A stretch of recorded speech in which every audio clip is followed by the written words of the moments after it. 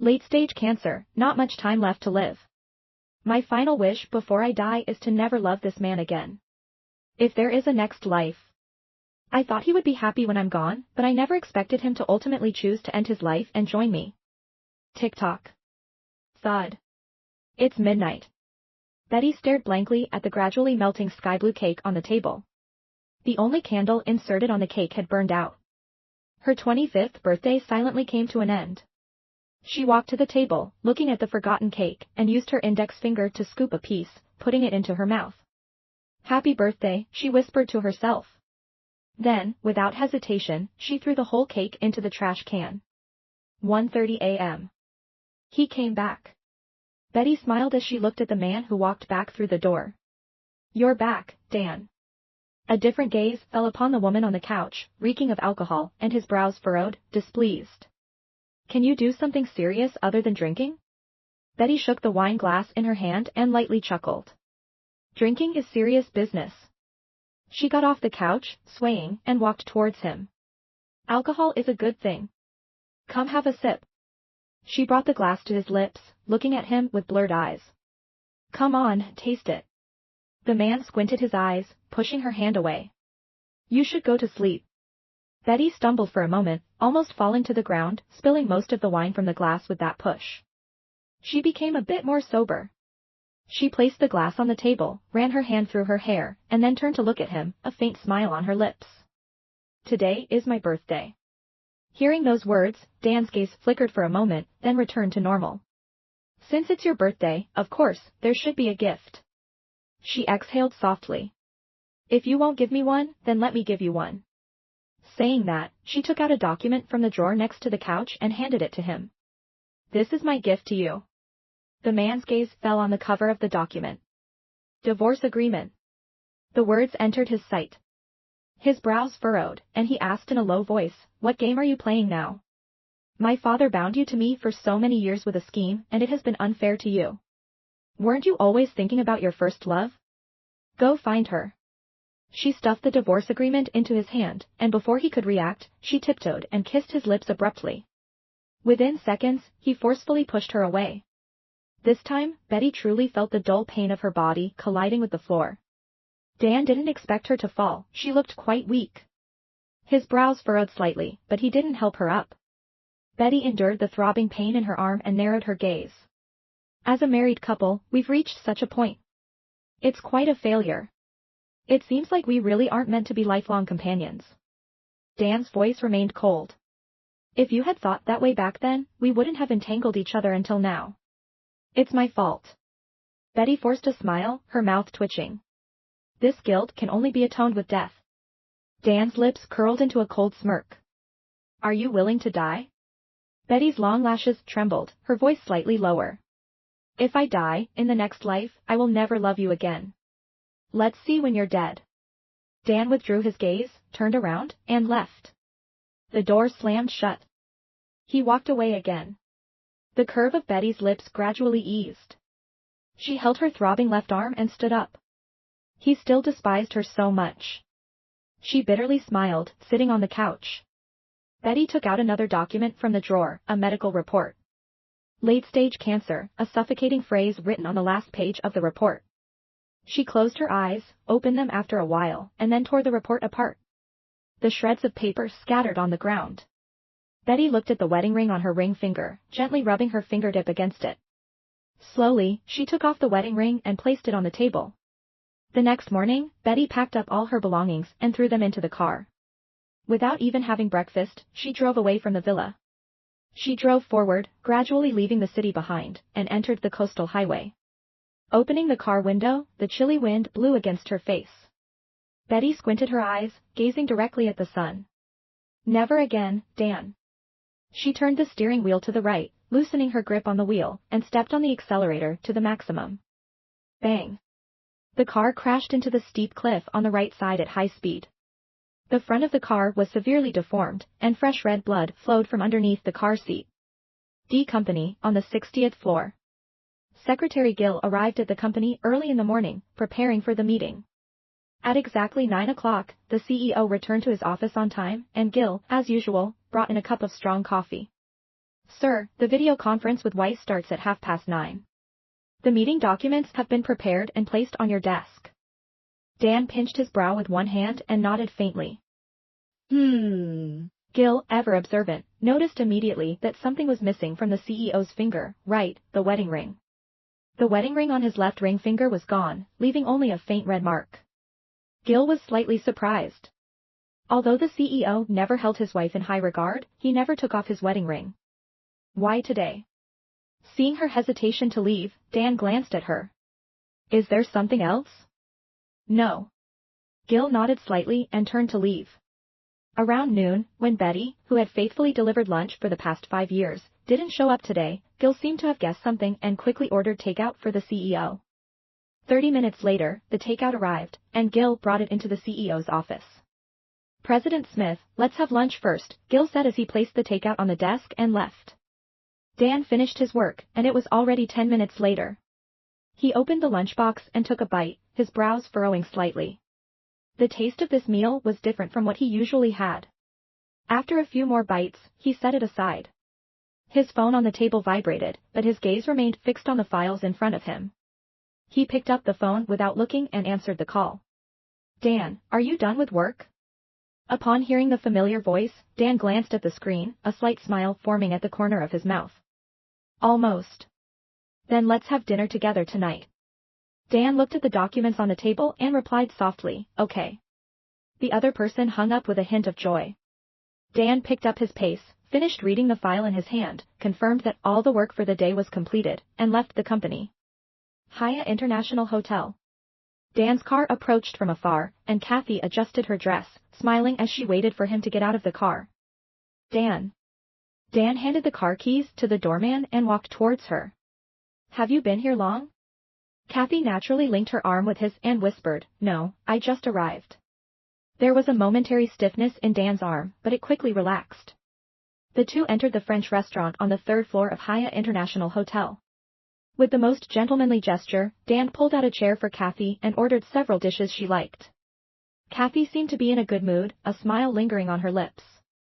This morning, she had contacted a member of the staff at Dan's house, who informed her that Dan and Betty had a big fight in the early hours, and Dan had left the villa in his car, while Betty had packed her bags and left early in the morning. Betty's family had fallen apart, and Dan, who had gone from a poor young man with nothing to a successful business tycoon, was no longer bound by Betty. Exquisite dishes were served one by one, and Kathy maintained the appropriate poise of a young lady, occasionally picking some food for him. Dan looked at her intently and asked with concern, are you feeling better? Kathy gracefully cut into her steak and softly replied, much better. Just some stomach pain, it's an old problem. As long as I eat on time, it won't bother me. I remember when we were studying, you didn't have any stomach issues. Kathy's movements paused for a moment, and she smiled as she met his gaze. Back then, you took such good care of me, how could I get sick? Dan's gaze softened. He didn't take care of you.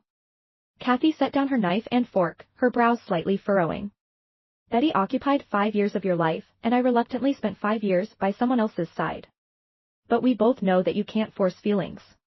We deeply love each other, and if it weren't for Betty's interference, we could have been together 5 years ago. Dan seemed to recall the unbearable experiences from 5 years ago, his face darkened. I'm sorry. Kathy stood up and walked to his side. Bending down, she wrapped her hands around the back of his neck. No, you're not at fault. It was Betty and her father who forced us with their power. At that time, we had no authority or influence to resist. She looked into his eyes, her gaze finally landing on his thin lips, slowly pressing down. In an instant, a familiar and annoying voice echoed in Dan's mind, Dan, after we got married, you can't do anything that would hurt me, like hugging, kissing, or anything like that with other girls. Do you understand? Almost instinctively, Dan turned his head, avoiding her kiss. Kathy's face froze. She bit her lip, standing upright with a sense of disappointment. I've offended you, forgetting that you are a married man. We're divorced, Dan said. As he said those words, Dan unconsciously touched a certain spot on his left ring finger. The ring that had been worn for 5 years was no longer there, but the imprint it left behind made his heart skip a beat. Kathy's heart filled with joy, but her face pretended to be shocked. Really? You're divorced? Dan stood up, pulling her back to her original position. whispering. Yes, we are. Kathy placed her hands on top of his, her smile radiant. That's great, Dan. You no longer have to force yourself to stay by her side. She held his hand tightly. This is a good thing, we should celebrate. Dan shrugged. It's not a big deal, no need to celebrate. Of course we should celebrate, Kathy said playfully. I've been waiting for this day for 5 years. Dan, let's celebrate together, even if it's for me. Seeing her bright smile, Dan didn't want to disappoint her, so he went along. On the 8th floor of Hyatt International Hotel, there was a lavish nightclub. The famous young gentlemen of the city liked to come here for entertainment. After finishing dinner, Kathy took Dan to the 8th floor. Originally, she was planning to invite Dan's other friends, but it turned out they were all there on the 8th floor drinking. Kathy couldn't help but feel excited and took Dan directly to their private room. Deafening music emanated from the room. Kathy almost clung to Dan, her hands tightly holding his arm, as if declaring her sovereignty. The friends cheered, their glasses constantly refilled and emptied. Eventually, Dan became so drunk that he couldn't stand straight. Dazed and confused, he squinted at his watch and mumbled, "It's midnight. I have to go home." That woman, Betty, wouldn't let him come home late, always nagging at him, so annoying. Kathy had been by his side all along and naturally heard his muttering. Her face darkened slightly. Her hands wrapped around his slender waist. She softly coaxed, "Dan, you're divorced now. No one will restrain you anymore, so you don't need to abide by any agreements of not drinking or coming home early." Divorced? Dan closed his eyes and smiled. Yeah, we're divorced. Divorced. Unsteadily, he took a drink handed to him by someone else and finished it in one go.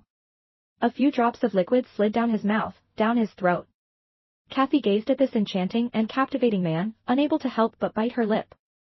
Okay, she timely blocked the drinks offered by others. Let's stop here tonight. Dan is drunk, I'll take him to rest. Kathy struggled to support Dan, shaking her head with a smile. No need, you guys continue. I can handle it myself. After saying that, she supported Dan and slowly walked out of the private room.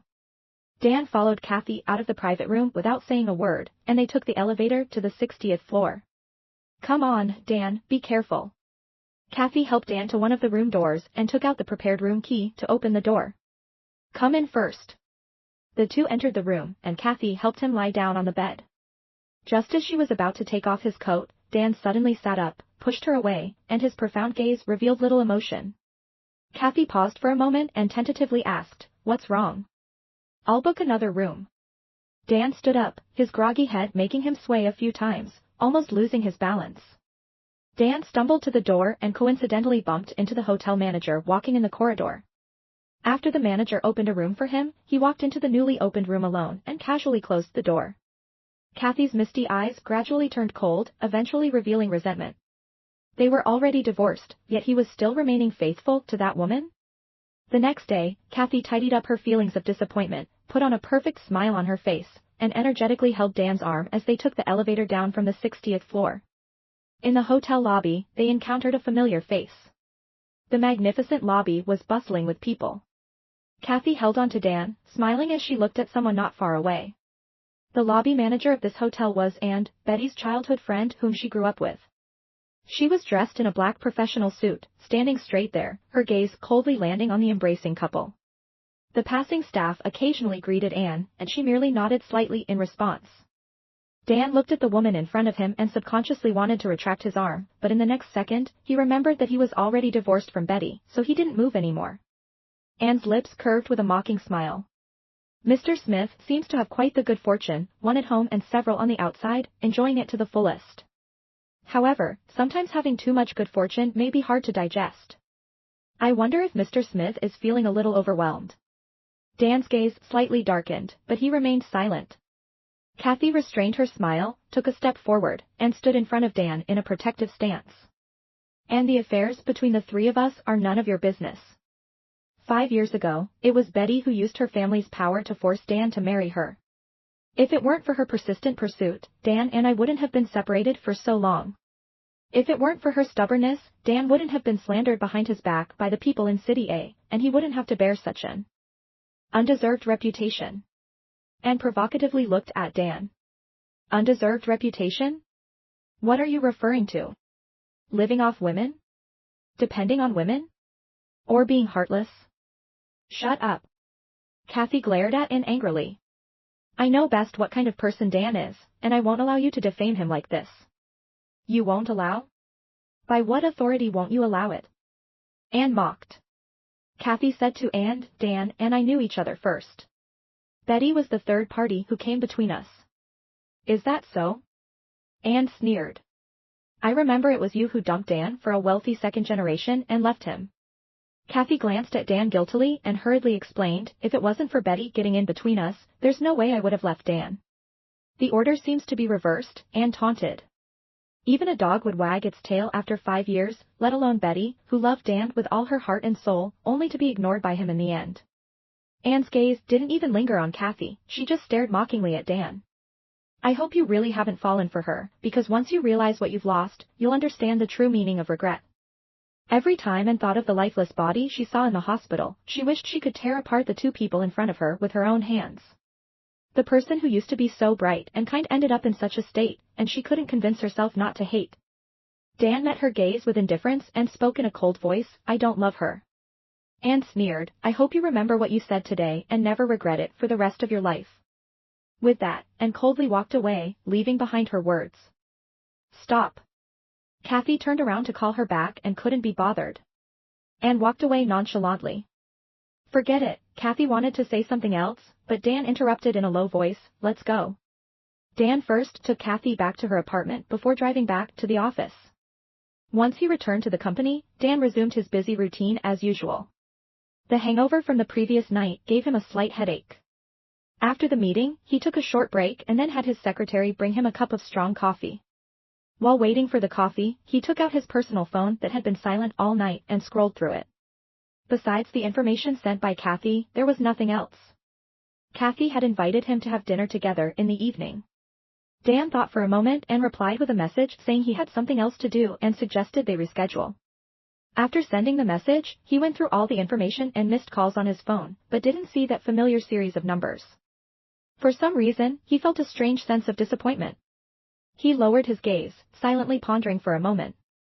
When Gil walked in with the coffee, Mr. Smith, here's your coffee. Dan took one last look at his phone, then looked up at Gil, feigning indifference. Has Betty called? Gil was momentarily taken aback, then replied, no, she hasn't. Dan lowered his gaze again, not saying anything. The fact that the CEO would actively ask about Betty today couldn't help but make Gil feel extremely curious. After finishing the hot coffee, Dan sat down, put his phone aside, and immersed himself in another round of work. At noon, Gil arranged a boxed lunch for him. Dan took a few bites, his eyebrows furrowing once again. Where was this boxed lunch ordered from? Washing Hotel. Gil thought for a moment, hesitatingly asked, is it that the food doesn't suit your taste? Should I order another one for you? The previous one and this one are from the same restaurant. No. From now on, order from the previous one. Gil glanced at the CEO, but didn't dare to speak. Dan glanced at her, his voice cold, can't you do that? Gil struggled internally, closed her eyes for a moment, and confessed, the previous meals were all sent by Madam. Gil nervously continued, for the past few years, your lunch has always been sent by Madam, rain or shine, always punctual. Because she was afraid you wouldn't eat, Madam specifically instructed me not to let you know that she sent the food, so I didn't tell you. I'm sorry, Mr. Smith, I shouldn't have taken it upon myself. Dan didn't say anything, just waved his hand, signaling her to leave. Dan looked at the boxed lunch in front of him, and memories of the beautifully arranged meals he had eaten in the past came to mind. The taste wasn't particularly amazing, but it had a homely deliciousness to it. He opened his phone again and checked, but there was still no message. After a moment of silent contemplation, he put down his phone and immersed himself back into his work. By the time he finished everything, it was already late. He looked at the time, thought for a moment, and then picked up his car keys and walked out. He went to the parking lot, got his car, and drove back to the villa. The house had been without its owner for 2 days now. The servants and a few housemates were diligently taking care of the villa. They were happy to see Dan return. Sir, you're back. I'll have someone prepare dinner for you in the kitchen. Dan took off his coat and handed it to one of the maids, then asked the servant, is Madam at home? The servant shook her head, worriedly saying, "Madam left in her car yesterday morning and hasn't returned yet." Dan said in a calm voice, "Have them prepare dinner." "All right."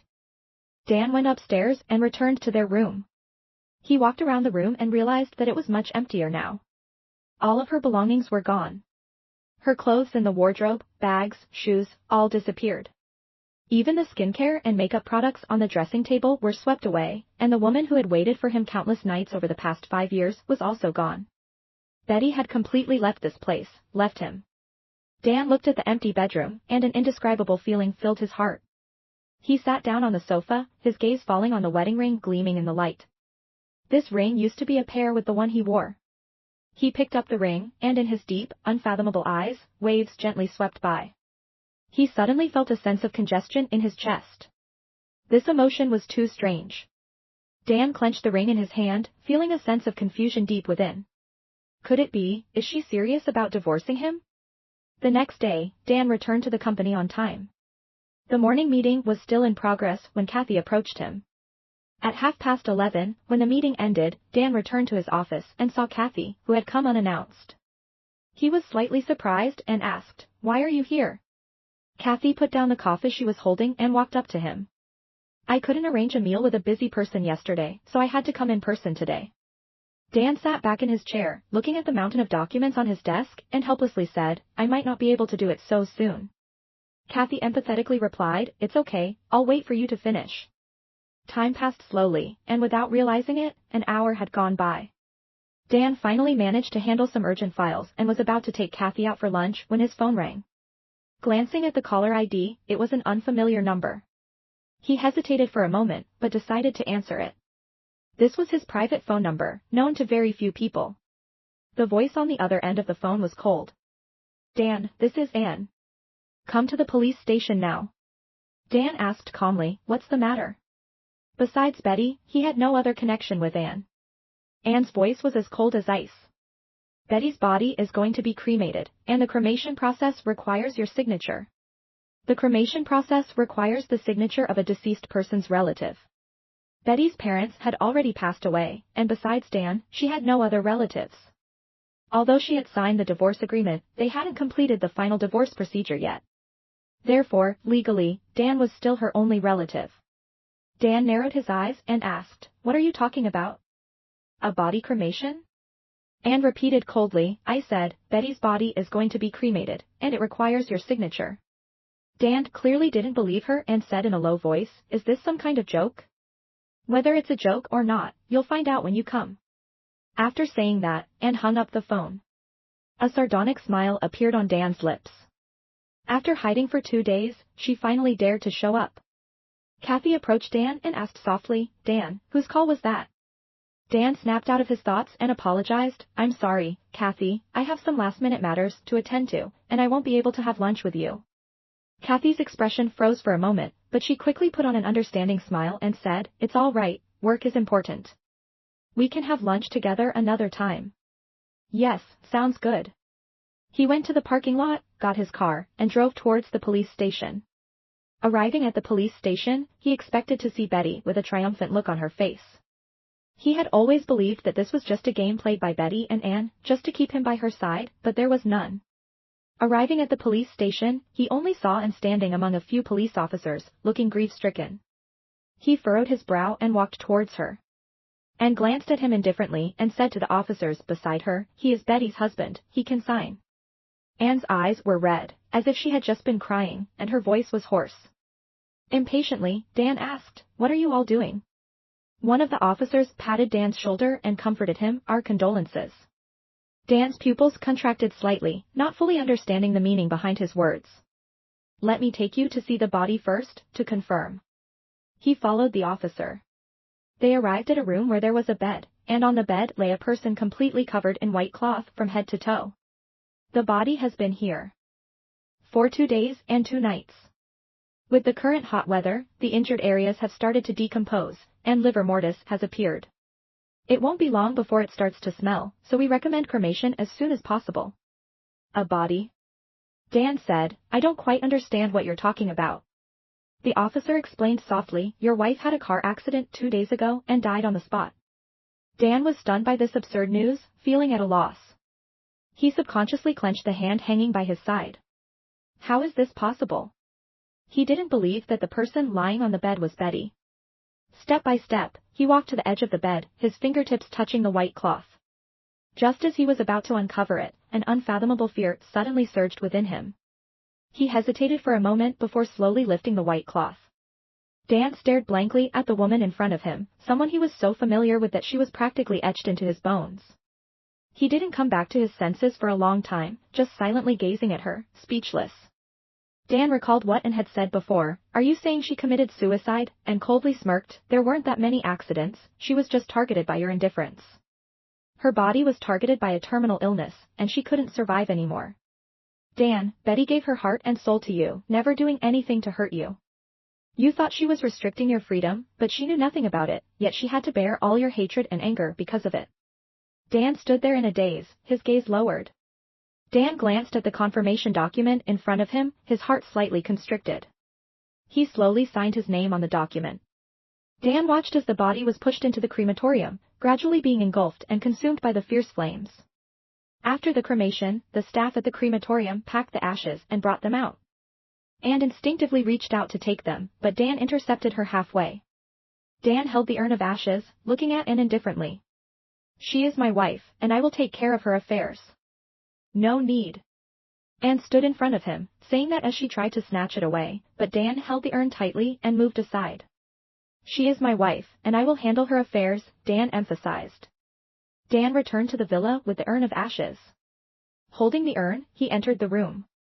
Dan, who had not slept all night, had stubble on his chin and looked slightly tired. After a moment of silence, he picked up the urn of ashes and stood up, opening the door to leave. As he was going downstairs, Dan unexpectedly missed a step and fell. Instinctively, he held the urn tightly in his arms, afraid of any slightest impact on it. Carefully, Dan placed the urn on the table in the middle of the living room and personally checked all the items needed for the funeral. Betty's burial was scheduled for the next morning, and there were still many things to prepare. And arrived early in the morning, and not long after, Kathy and other friends arrived one after another. Dan's gaze remained fixed on the urn placed on the table, silent and calm. Kathy glanced at the table, pursed her lips, and suddenly said, "Perhaps this is the best outcome. She will no longer be saddened by love that she couldn't have. And Dan, you and I will no longer be hindered." Anne's eyes filled with mocking glances as she coldly stared at Kathy, her voice unusually cold. "The original wife hasn't even been buried yet, the mistress dares to come here and celebrate the future. That's enough." Just as Kathy was about to retort loudly, Dan suddenly interrupted in a deep voice. His face showed no emotion, and he calmly said to Kathy, "You should go back first." Kathy took a step forward to explain, "Dan, I didn't mean anything else. I just thought this would be a relief for the three of us. I know you feel guilty, but you can't blame yourself for her death." Dan looked up at Kathy, his voice much darker than before, "Leave immediately." Kathy reached out to grab his arm, but he sidestepped her. Anne and Dan took care of all the preparations for the funeral together.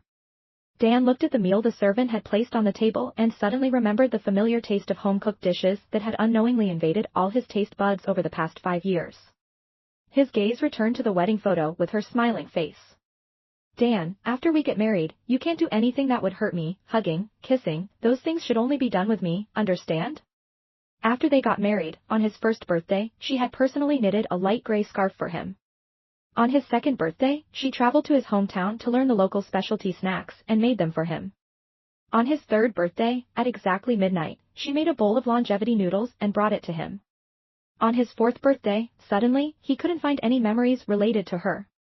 Dan furrowed his brow, trying hard to remember. Yes, on his fourth birthday, he didn't spend it with her.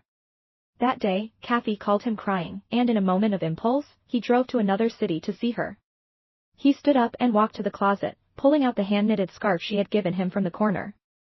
As he touched the scarf in his hand, he couldn't help but feel a hint of sadness deep within his heart. On the day of the funeral, a light drizzle fell from the sky. Anne had arrived early and stood silently in front of the tombstone, holding a black umbrella. After many people finished paying their respects at the grave, they left. In the end, only Dan and Anne remained in front of the cemetery. Dan's gaze was too deep, and others couldn't discern any trace of emotion from his eyes. When did she develop cancer? And took a step forward, bending down to gently wipe the rainwater off the photo with her sleeve. A week ago, we had plans to have dinner together. She suddenly experienced severe abdominal pain and passed out. I took her to the hospital, and the diagnosis report confirming her suicide was obtained the day before. She called me and said some strange things, and when I asked her what happened, she brushed it off. Dan, compared to the pain brought by her terminal illness, what made her most desperate was that you didn't love her. Dan didn't know how he returned to the villa. He ignored everything and walked straight upstairs, returning to his room. There were no longer any belongings of Betty in the room. Dan lay on the bed, and it seemed like something was hidden under her pillow, something slightly hard. It was a notebook. Flipping open the notebook, it contained many things related to him. Dan's fingertips trembled slightly as he stared at each page, flipping through them. When he reached the last page, his eyes inexplicably turned sour. The last page of the notebook was what she wrote before the incident: "I want to spend a birthday with Dan." That day, he seemed to have returned home after midnight. His heart throbbed with a hidden pain as he carefully recalled the bits and pieces of what happened that day. And said she received the diagnosis report on her birthday, and that night, she gave him a divorce agreement. She said, "If I die, in the next life, I won't love you again," and he said, "Let's talk about it when you're dead." The notebook in his hand suddenly fell onto the mattress, and all the strength seemed to drain from Dan's body. After the funeral, Dan changed. He continued to go to work on time, seemingly normal, but as his secretary, Gil, noticed his abnormality. He used to be punctual for work but rarely left on time, but now, as soon as it was time to leave, he would abandon everything and go home. And at lunchtime, the CEO actually brought his own meal, and the lunchbox he brought was exactly the same as the one the CEO's wife used to bring to the company, and several times, he would suddenly ask if his wife had called. At first, she thought that the CEO was accustomed to his wife's daily phone calls to check in, but later, she slowly realized that it wasn't the case. Like now, with his head down, Dan, immersed in his work, asked casually during the brief moment when Gil brought in the coffee, "Did my wife call today?" Gil's hand holding the coffee trembled, and she replied, "No." Dan lowered his gaze, murmuring to himself, still angry. Gil looked at the man who had already returned to his work, shocked. She always felt that something was off with the CEO. He goes to work and comes home as usual every day. When he returns, he has someone deliver dinner to his room, and the dinner always has to be prepared for 2 people. At night, he often goes to the wine cabinet and brings a bottle of good wine upstairs. There are also 2 wine glasses prepared. On this night, Dan, as usual, took a bottle of red wine upstairs but suddenly paused at the stairs. Dan glanced to the side, and a faint smile appeared on his lips. "Prepare some appetizers for the lady." "Yes." The servant's attention was focused on the appetizers behind, and it took her a while to realize the problem. The servant was taken aback. Prepare for the lady?" "Sir?" Dan's arms still wrapped around his gaze, not shifting from his side. He softly responded, Dan turned his head to look at the servant, the doting expression still on his face. "The lady likes to have some appetizers with her drink. Go prepare some." The servant rubbed her eyes, her shock deepening on her face. "Sir, who are you holding?" Dan slightly furrowed his brow, a hint of displeasure in his eyes. "Can't you see? Betty, such a big person, right here." After saying that, he looked back to his side, fell silent for a moment, and began talking to himself. I know. I don't blame her. It's just that you're standing right here and she didn't even see you." Apart from Dan's occasional confusing actions, life seemed to have not changed at all. He often gave off the feeling that Betty was still alive. He treated this imaginary wife very well. He became more and more accommodating to the lady. The meals were prepared in the kitchen according to her preferences, and the sofa in the living room was changed to her favorite color. Every move and gesture spoke of Mr. Smith's longing for his wife. Kathy somehow learned about Dan's current situation and broke into the villa to find him. Dan saw Kathy, said nothing, and just placed the dessert he was holding aside, but there was no one sitting on that side of the sofa. She looked at him incredulously. "Betty is already dead. How long are you going to deceive yourself?" She tightly grabbed his arm with both hands. Dan coldly pulled her hands away. "You should go back. Don't come here again." Betty didn't like other women coming to the house. Kathy stood up. "Can't you wake up? Betty has been dead for a long time. She can't see your guilt and regret. Dan's expression remained emotionless. He reached out and touched something nearby as if comforting something and faced Kathy. You should go back. Kathy stared at him blankly. What do you mean? I love Betty. What about me? What am I to you? Kathy's eyes widened. You bastard. After Kathy left, Dan looked back at the sofa, but the person with the gentle smile had already disappeared. He searched everywhere but couldn't find a trace of her. Dan murmured, Are you angry? Suddenly, his stomach contracted, and he rushed into the bathroom, feeling sick. A maid saw him and turned around, taking out her phone and making a call. Kathy, you should come back. Miss. Mr. Smith is continuously vomiting. The focused maid didn't notice the man who walked in behind her until the cold air seeped into her body and mind. The maid finally realized, Sir. Dan's icy gaze fixed on her without saying a word. The maid was terrified, sweating coldly, and stammered, I'm sorry, sir, I didn't mean to. It was Kathy. She asked me to report everything about you and Madame in the villa. On Madame's birthday, she asked me to secretly put some photos in Madame's room. I refused, but she later sent them to Madame's phone. Dan's gaze narrowed. What photos? The trembling maid said, intimate photos of her with you and a pregnancy test report. Dan's gaze turned even colder. He had Gil take back the villa he had provided for Kathy and cancelled all the cards he had opened for her. Overnight, Kathy lost everything. She searched everywhere like a headless fly, the company, the villa, even the restaurants and entertainment venues he frequented, but she couldn't find a trace of him. She was filled with rage, like a madwoman with nowhere to vent, until one day, she ran into that maid on the street and finally understood. Dan still lived a monotonous and dull life between the company and the villa. Every day when he came home, he had someone prepare 2 dinners to be delivered to his room. Occasionally, he would still go downstairs and bring a bottle of red wine back to his room with 2 glasses, as always. 1 year later, it was Betty's death anniversary.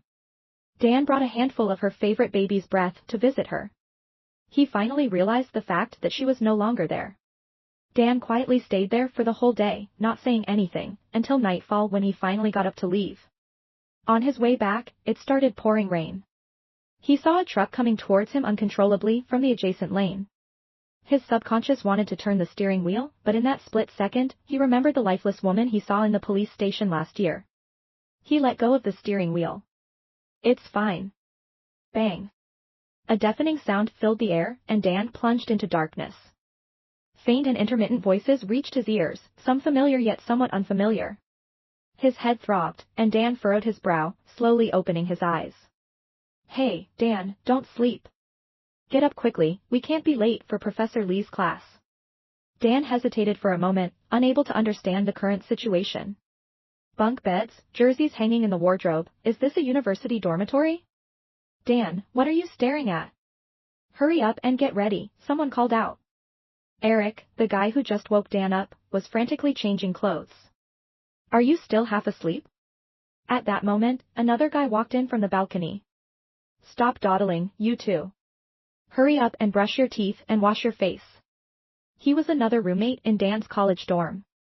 Dan looked at the two of them, his mind momentarily blank. Dan, did you sleep so much that you've gone stupid? They pushed Dan to wash up and change clothes, then headed to the classroom.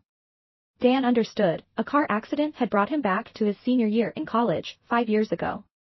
He knew this was a chance given to him by fate. Suddenly, he asked, do you guys know which class Betty is in? Eric replied, she's in the Chinese department, the department's beauty. She's a sophomore, and many guys are pursuing her. After class, where are you going? Didn't we agree to play basketball after school? Eric grabbed Dan's arm, looking puzzled. He went alone. Eric said that Betty had been preparing for the New Year's Eve party performance and should be practicing in the music room. When Dan found Betty in the music room, she was sitting in front of the piano, wearing a white dress. Her delicate fingers danced on the black and white keys, and the evening sun gently caressed her hair as it streamed through the window, casting a warm golden light. She had a gentle smile on her face. It had been a while since he had seen her smile so purely and beautifully. His heart skipped a beat. But Betty wasn't alone in the music room. Girls were nodding their heads and tapping their feet to the melody, watching Betty. Dan stared at Betty for a while. Betty, your piano playing has improved so much, it almost brought me to tears. Betty blushed and smiled shyly. Don't exaggerate, don't give me false praise. Dan stood at the doorway the entire time, neither leaving nor entering. He wanted to go in, but he was afraid that it was all an illusion, afraid that the illusion would shatter and the girl who moved, laughed, and played the piano would disappear along with it. Such illusions, he would see them almost every day since her death a year ago, only to lose them every day. All right, the New Year's Eve party is in a few days. If I don't practice the piano properly, I'll embarrass myself in front of the whole school. Betty shook her head. You're overthinking it. It's not like anyone else would embarrass themselves. You're the beauty of our department, not to mention your excellent piano skills. Just by standing on stage, you can capture the attention of the entire audience, especially the guys. Dan suddenly spoke up. Betty. The sudden voice made the music room quiet down. Dan walked up to her, his deep gaze fixed on her. I need to talk to you. Can you come out with me? Anne's eyes lit up. Go ahead, I'll tidy up here for you. Betty was a bit confused, she had almost no interaction with Dan, but she knew who he was. She hesitated for a moment, but Anne had already pushed her out of the door impatiently. Betty glanced at Anne and reluctantly agreed, okay. Quietly, Betty followed behind Dan as they walked outside. Dan took Betty to the lakeside. It was dinner time, and there weren't many people around the lake. The evening glow reflected on the lake's surface, and a gentle breeze blew, causing ripples on the water, as if the evening glow was ebbing and flowing. Betty brushed the strands of hair that were tousled by the breeze behind her ear and asked softly, What do you need from me? Dan looked at her, his deep eyes hiding waves of emotions. Before he could answer, Betty looked up and met his intense gaze. Just as she was about to ask something else, she suddenly felt a tightness around her waist. Before she could react, she found herself falling into a warm yet unfamiliar embrace. Dan held her tightly, not saying a word, just embracing her silently. Betty's heart raced, and she was about to push him away, but then she remembered his eyes, which seemed to hold countless emotions. Her hand froze in midair, her whole body stiffened. What's wrong with you? Just let me hold you for a while, just for a moment. It was her warmth, her breath. He had finally found her. After holding her for a while, he let go of her. Without waiting for her to question, he spoke, Are you hungry? Let's go eat. Betty wanted to ask him what had happened, but she was afraid of accidentally touching upon something that saddened him, so she didn't dare to say anything. Dan took her hand and walked towards the school gate. What do you like to eat this time? Betty didn't go along with him. She gently pulled her hand back, her palm empty. Dan turned to look at her. Dan acted as if nothing had happened and asked again, What do you feel like eating? Well. Betty was about to say that anything was fine, but when she met his gaze, she involuntarily swallowed the words that were about to come out of her mouth. For some reason, she found it difficult to refuse what he said. She pursed her lips and said softly, I feel like having something spicy. There's a Hunan restaurant outside the campus, shall we go there? Spicy? Yes, can you handle spicy food? Let's go. There were many students coming and going on campus, and occasionally a few pairs of eyes fell on them. Betty occasionally met a few ambiguous gazes, and she felt a discomfort welling up in her heart, instinctively moving a little further away from him. Dan noticed her action and frowned for a moment but didn't say anything. The two of them went to a Hunan restaurant not far from the school. It was dinner time, and the place was crowded. When they arrived, there were no available tables, but luckily, a customer in a small private room had just finished their meal and was settling the bill. As soon as the staff finished cleaning the room, they went in. Dan opened the menu and placed it in front of Betty. What would you like to eat? Betty glanced at him without refusing and picked up the menu to browse. After ordering two of her favorite dishes, she asked Dan, Do you have any preference? Although this is a Hunan restaurant, they also have some non-spicy dishes to cater to the locals' taste. Do you want to take a look? No need. Dan smirked. I like everything. Betty furrowed her brows. Not everything. Dan smiled at her, reaching out to ruffle her hair. What you ordered is what I want to eat. Betty turned her head slightly, her face blushing, her heart beating a little faster. She randomly pointed to two more dishes. When the dishes arrived, Dan looked at the table full of red-colored food and froze. So she liked spicy food this much?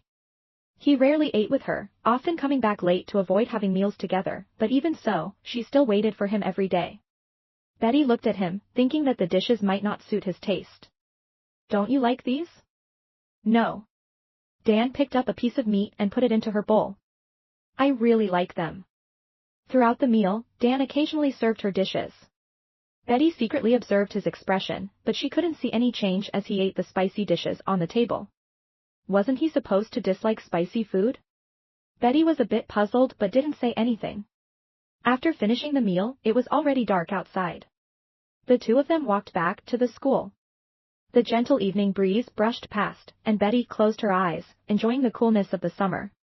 Dan looked at her delicate and fair face, feeling a quick surge of emotions in his heart.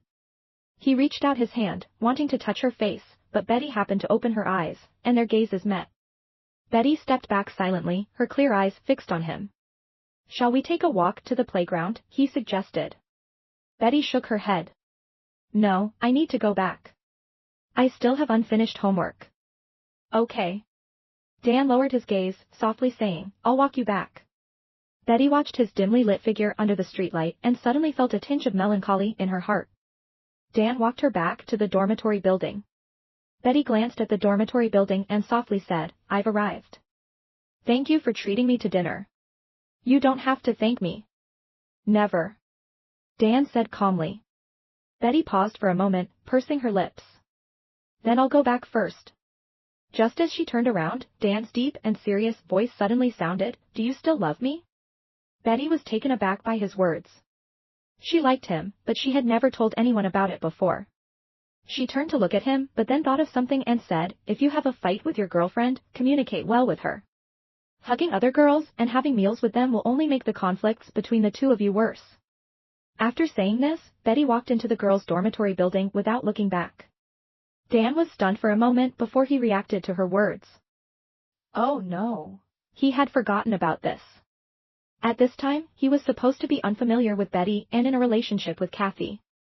Dan rubbed his forehead and closed his eyes, a hint of anxiety flashing in his eyes. There were some things he couldn't wait for. Marriage to divorce, like a complete tragedy.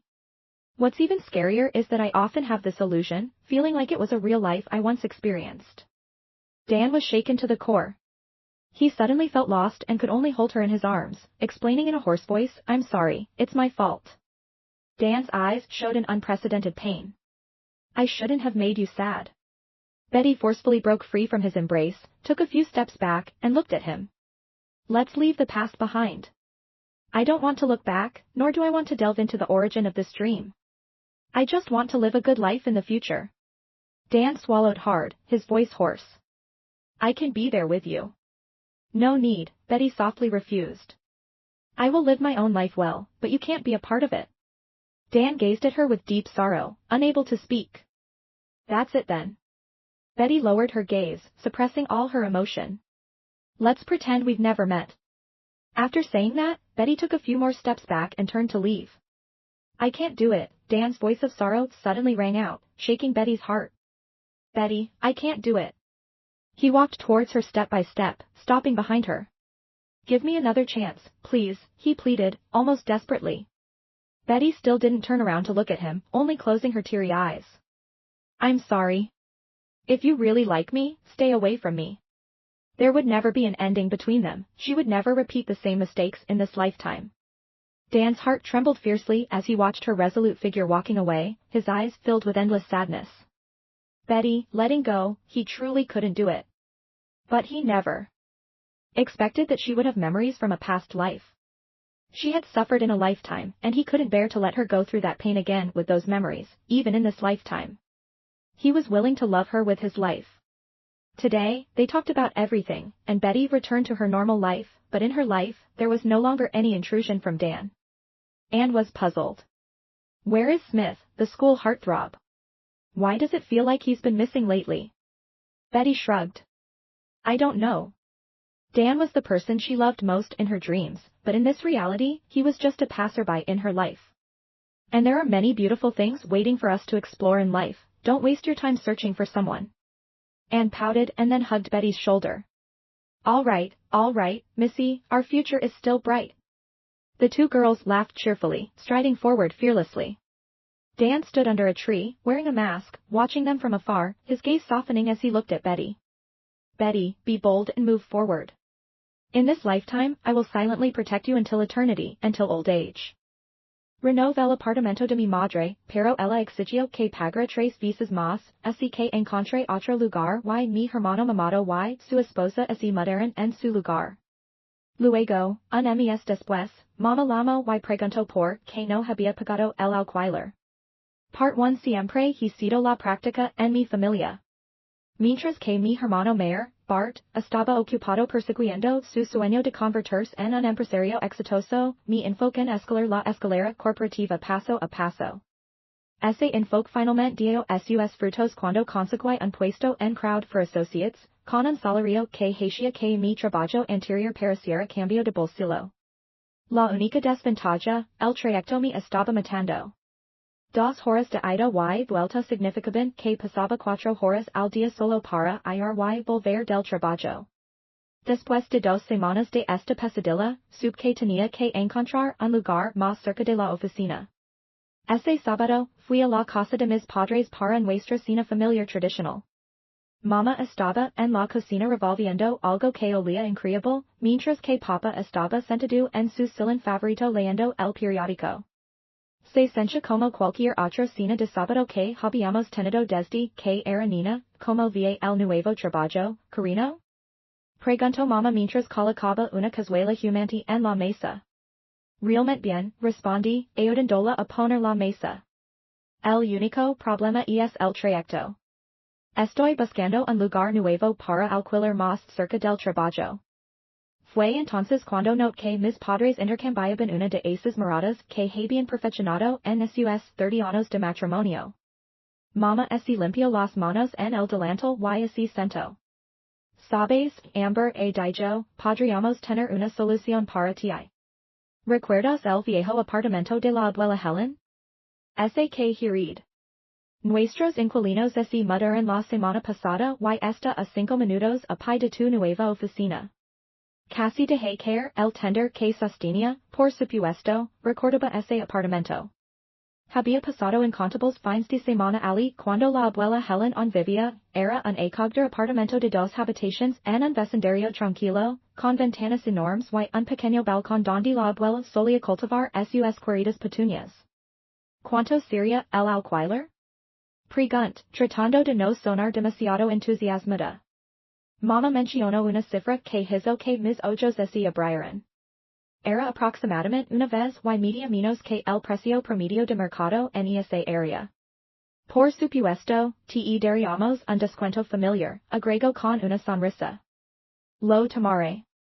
Dije de inmediato. Ni siquiera intent negociar. La ubicación era perfecta y el precio, inmeasurable. Entonces está decidido, dijo finalmente papá, levantando la vista de su periódico. Ahora, ¿has oído sobre el último éxito de tu hermano? Acaba de conseguir 3 nuevos clientes corporativos para su empresa de mensajería, realmente está triunfando en el negocio de las entregas. Y así, la conversación cambió a su tema favorito, los logros de Bart. Me senté allí, empujando la comida en mi plato, asintiendo en los momentos apropiados mientras mis padres se decían en elogios sobre cómo su hijo se estaba convirtiendo en un emprendedor exitoso. Siempre era así. Bart era el niño de oro, el que asumía riesgos, el que se atrevía a sonar en grande. Yo era solo, bueno, solo Amber. El día de la mudanza fue sorprendentemente rápido. La verdadera sorpresa llegó cuando entré en el apartamento de la abuela Helen con la primera caja en mis manos. El lugar estaba, bueno, digamos que los inquilinos interiores no lo habían tratado exactamente como si fuera suyo. Las paredes estaban cubiertas de papel tapiz anticuado que se estaba despegando en las esquinas, había manchas misteriosas en el techo y el único mueble era un viejo sofá que parecía haber sobrevivido a varias guerras mundiales. La mamá esa noche, sentada con las piernas cruzadas en ese viejo sofá, el único lugar para sentarse en todo el apartamento. Hoy, mamá, estaría bien si hiciera algunas renovaciones. Sonaba distraída, probablemente viendo uno de sus programas de cocina. Oh, claro, cariño, solo no lo hagas demasiado brillante, ya sabes como me siento acerca de esos colores neon de moda que todos están usando hoy en día, tuve que reírme de eso. Mama, ¿alguna vez me has visto usar algo más brillante que azul marino? Confía en mí, estoy pensando más en tonos tierra y neutros. Esa noche, me sumergí profundamente en internet, navegando por sitios web de diseño de interiors y tableros de Pinterest. Creado un tablero de ideas con mi vision, gris cálidos, beige suave y algún que otro acento azul profundo. Todo sería discreto pero elegante, cómodo pero bien pensado, justo como yo. Supongo que los siguientes meses se convertirán en un buen de trabajo y renovaciones. Llegaba a casa de la oficina, me cambiaba de ropa y me ponía a trabajar. Primero fue quitar el papel tapiz, luego vino la pintura. Las compras de muebles se convirtieron en mi nuevo pasatiempo de fin de semana. Pasaba horas en las tiendas probando sofás, midiendo espacios y comparando precios. Poco a poco, fui construyendo mi hogar, un cómodo sofá gris perfecto para noches de películas, una sólida mesa de comedor de madera que podía sentar a 6 personas, una alfombra molida que unía todo. La transformación tomó 6 meses de fines de semana y noches, pero finalmente, estaba hecho. Mirando mi apartamento terminado, sentí una olida de orgullo tan fuerte que casi me hizo llorar. Yo había hecho esto. Cuando mamá vino a ver el resultado final, estaba nerviosa. Camino por cada habitación lentamente, pasando la mano por las nuevas encimeras de la cocina, examinando las cuidadosamente elegidas lámparas, estudiando el sutil patrón del papel tapiz en el dormitorio. Amber, dijo finalmente, llorando hacia mí, esto es impresionante. Casi me caigo. Mamá no solía dar cumplidos libremente, especialmente cuando se trataba de mí, pero... I estaba, sonriendo de verdad, impresionada. ¿De verdad haces todo esto tú sola? Preguntó, señalando el salón. Asentí, tratando de no parecer demasiado complacida conmigo misma. Bueno, los tutorials de YouTube ayudarán mucho. Y es hermoso, dijo, y luego hizo algo que no había hecho en años, mi abrazo. Un abrazo real, no uno de esos rápidos y obligatorios que normalmente me daba en las reuniones familiares. 2 semanas después, me dirigí a otra cena familiar, prácticamente saltando de emoción. Había conseguido un ascenso en el trabajo, gerente cuentas senior, con un buen aumento de sueldo y mi propio equipo a cargo. No podía esperar para compartir las noticias. Mamá, papá y dije durante una pausa en la conversación, tengo buenas noticias. Me ascendieron en el trabajo. Mamá apenas levantó la vista de su plato. Qué bien, querida, ese gyro hacia papa, bajando la voz. ¿Has oído de Bart hoy? Y fue cuando empezó la verdadera conversación de la cena. Resultó que la empresa de mensajería de mi hermano estaba en problemas. Un competidor más grande había llegado a la ciudad, una cadena nacional con aplicaciones de seguimiento elegantes y precios más bajos. Los clientes de Bart estaban abandonando el barco más rápido que ratas en un barco que se hunde. Vamos a ayudarlo, anunció Papa, empujando su plato. Hemos decidido pedir un préstamo. Casi me ahogo con mi agua. ¿Un préstamo? Miren, tal vez esto sea realmente una oportunidad. Si no puedo competir con esta empresa más grande, tal vez sea hora de intentar algo diferente, de empezar de nuevo. Podría ser mejor que seguir desperdiciando dinero. El silencio que siguió fue ensordecedor.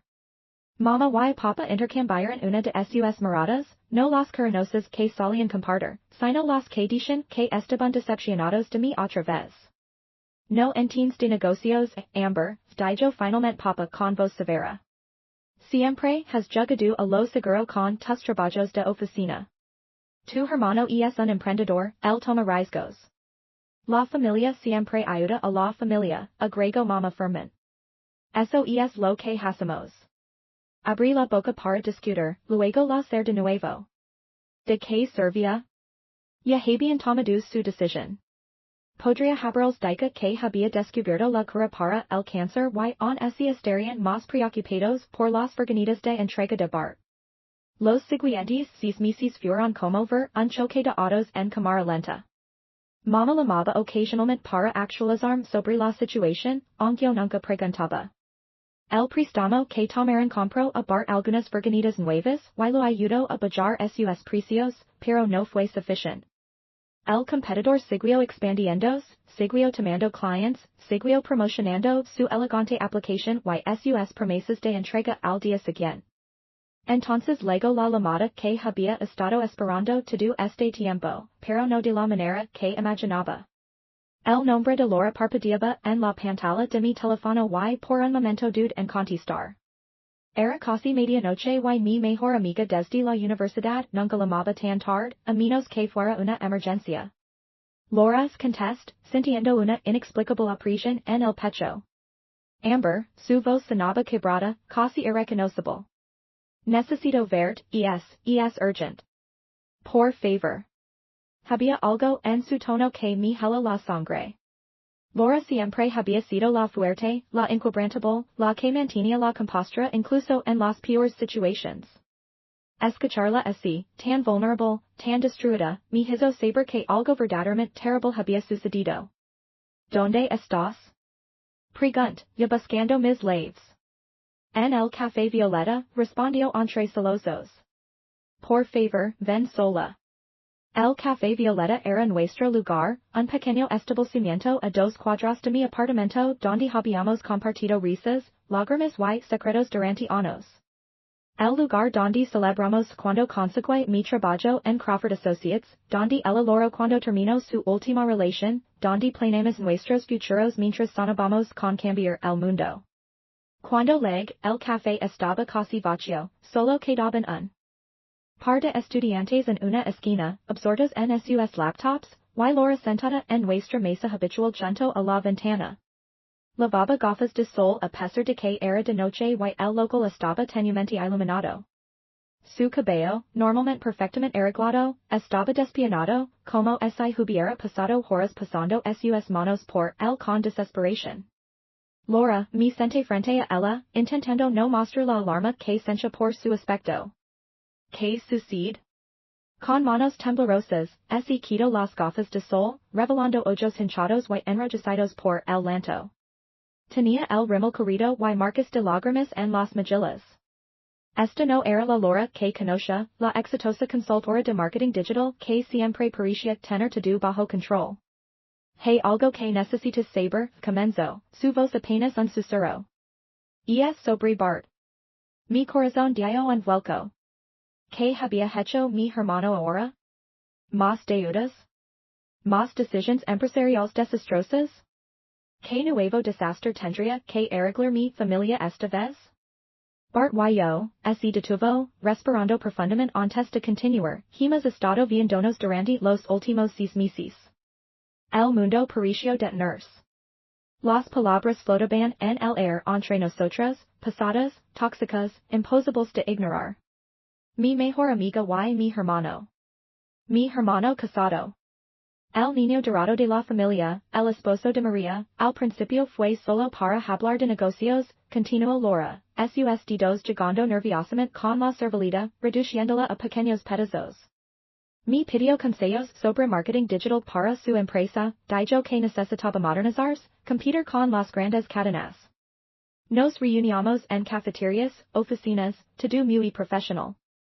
Se detuvo, tomando un sorbo de su café frío antes de continuar. Pero luego las reuniones se volvieron más largas, empezamos a hablar de otras cosas. Me hacía sentir especial, valorada. Decía que nadie entendía su visión como yo, que era la única que realmente creía en él. Los países empezaban a encajar. Las llamadas tarde en la noche que Bart recibía y se alejaba para contestar, las reuniones de negocios que se extendían durante horas, las nuevas estrategias de marketing que presumía haber desarrollado por sí mismo. Todo había sido una elaborada red de mentiras. ¿Por qué me lo dices ahora? Pregunt, mi voz más fría de lo que pretendía. ¿Por qué después de 6 meses? Laura levanto la vista, sus ojos llenos de lágrimas nuevamente. Porque María está embarazada,